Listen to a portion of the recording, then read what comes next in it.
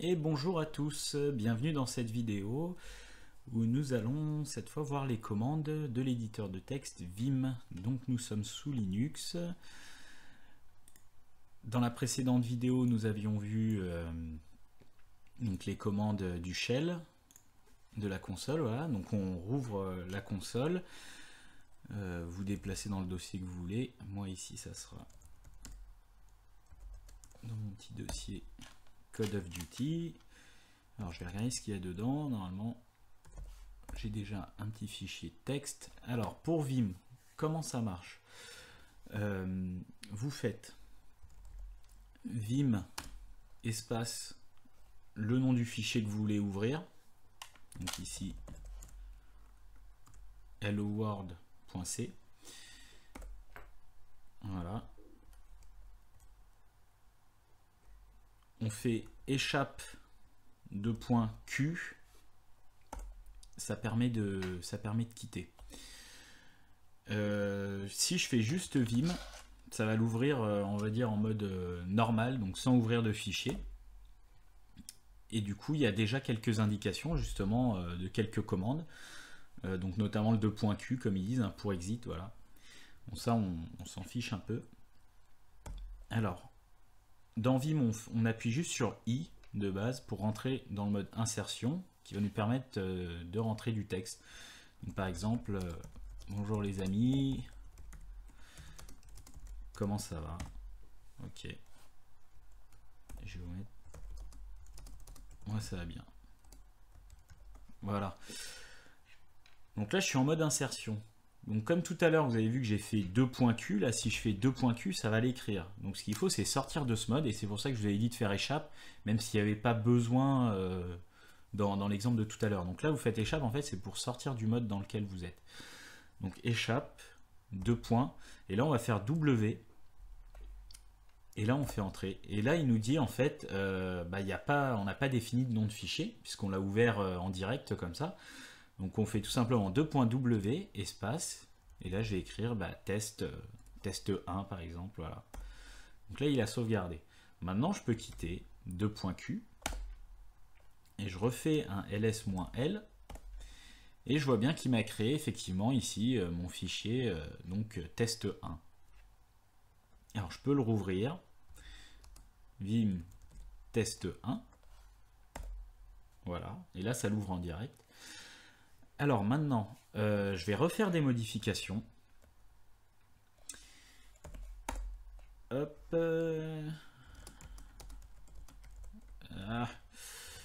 Il y a du soleil aujourd'hui. Voilà. Et maintenant, j'ai envie de sauvegarder et de quitter en même temps. Donc, je fais échappe puisque on voit ici que je suis toujours en mode insertion. Ça, faut bien y penser, hein. Il y aura des moments, des fois, ça peut arriver. On n'y pense pas toujours au début. Bon, après, ça devient un réflexe. Donc là, on fait 2 points. WQ, ça permet d'enregistrer et de quitter. Il y a une commande à peu près équivalente. Ça sera 2.x qui va pareil enregistrer et quitter. Mais en fait, ça va enregistrer uniquement s'il y a eu des modifications sur le fichier. Donc, on peut faire... voilà, normalement, si je le rouvre, donc, on voit que la ligne a bien été sauvegardée. Alors maintenant, ce que je peux faire, c'est faire la commande, je fais 2 fois Y, ça va copier la ligne sur laquelle je suis. Donc, je rentre pas en mode insertion, je fais YY, j'appuie sur petit p, donc P minuscule, et là on voit que ça copie la ligne. Et après je peux la copier autant de fois que je veux. Donc je viens de faire une modification, et si je fais donc 2.x, là aussi ça va sauvegarder et quitter. Donc je peux le rouvrir, et je vois que ça a bien fonctionné. Donc maintenant j'ai la commande dd qui permet en fait de couper la ligne. Donc moi comme ça, voilà, donc je la coupe et je la recolle. Donc pour bien vous montrer que ça coupe et ça recolle, je vais faire sur une autre ligne parce que là vous pouvez vous dire en fait ouais mais comme tu as copié tout à l'heure, ça se trouve il a gardé en mémoire. Donc je vais couper celle-là, voilà. et là, hop, voilà. Donc ça, c'est plutôt pratique. Donc là, ça, le P minuscule, ça colle à la fin de la ligne. Donc c'est-à-dire que là, si je me mets sur celle-là et je fais P majuscule, ça va coller au début, enfin donc avant. Voilà, donc P minuscule, c'est pour coller après. P majuscule, c'est pour coller avant. Voilà. Bon, en général, moi, je colle toujours après. Maintenant, c'est toujours pratique à savoir. Si jamais vous faites une petite erreur, il n'y a pas de CTRL Z hein, comme sur Windows ou quoi. Là, ça sera U. Vous faites simplement U. Et là, vous revenez en arrière.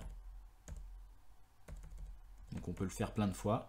Et il y a un moment, il vous dit, voilà, ici, already at all this change.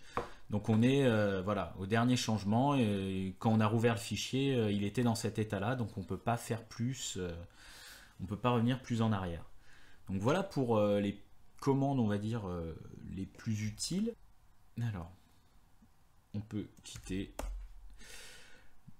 Une autre commande qui est aussi intéressante, donc je rouvre mon fichier. Et là, je vais faire plein de modifications. Je vais supprimer, voilà, je vais supprimer ces lignes-là. Et au final, je me rends compte que j'avais envie de garder le fichier dans l'état où il était.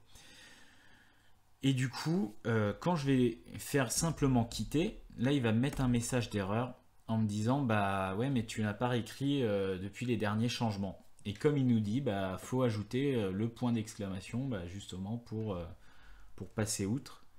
Donc pour forcer pour force quitte entre guillemets. Donc on fait 2 points Q, point d'exclamation.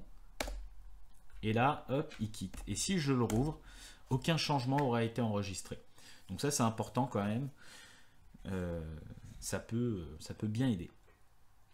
Alors, donc ça, on va quitter. Maintenant je vais vous montrer un fichier, donc on retourne à la racine de l'utilisateur, donc on fait juste cd, et on va faire un ls-la. Et donc là on voit tous les fichiers, y compris les fichiers cachés. Alors...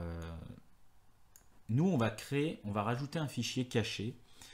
De base, c'est le fichier de configuration de Vim. Alors peut-être qu'il y a certaines installations où il se met de base ou sûrement sur Mac, il doit s'y mettre automatiquement.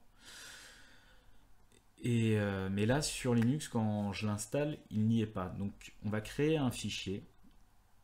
Donc, on va faire Vim et point vimrc. Donc comme ça, on va directement l'éditer avec Vim, son fichier de paramétrage. Et dedans, ce qu'on va mettre, en fait, on va lui mettre quelques commandes. Alors, on fait I, passe en mode insertion. On met syntaxe on. Donc là, on active la syntaxe. Après, on va mettre setNumber. Là, on affiche les numéros des lignes. Donc c'est très pratique pour savoir combien de lignes on a dans nos fonctions ou quoi en langage C. Après on va rajouter donc set mouse égale A.